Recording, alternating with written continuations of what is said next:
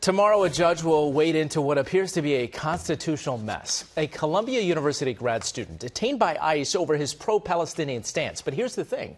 Mahmoud Khalil is a permanent legal resident, but the government still wants him deported. Cops in Lower Manhattan arresting a few hundred protesters that showed up today, demanding Khalil's release. With what happens next, here's Eyewitness News reporter Sonia Rincon.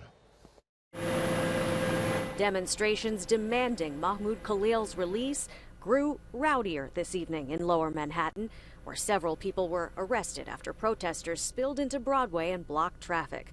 Earlier, students raised their voices at NYU and on campus at Columbia, denouncing ICE's detention of Khalil. He is a green card holder and legal U.S. resident who played a key role in pro-Palestinian protests on campus last year. Supporters say the grad student of Palestinian heritage was simply exercising his right to free speech and was never charged with a crime. Did he break the law? Not break the law? Or is this political punishment? Governor Hochul says she's waiting to see what a judge says. The Trump administration accuses Khalil of supporting Hamas, saying he will be the first of many foreign students deported.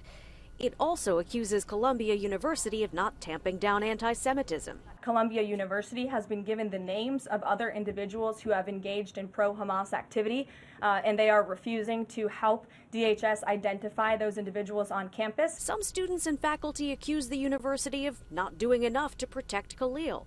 Others say Columbia is still not doing enough to protect Jewish students and staff and welcome the federal involvement. I don't know whether the administration is just going on a witch hunt or any kind of hunt on Columbia specifically, but there are students who are reporting other students to ICE because there's been a lack of action on Columbia's part. The Trump administration is also pulling hundreds of millions of dollars in federal grants and contracts from Columbia.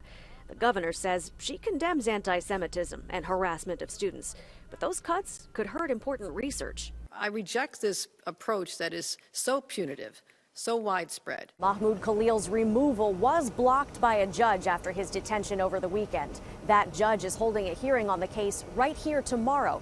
Khalil's attorneys will be asking the judge to release him from a federal immigration detention facility in Louisiana and let him go home to Morningside Heights and his pregnant wife.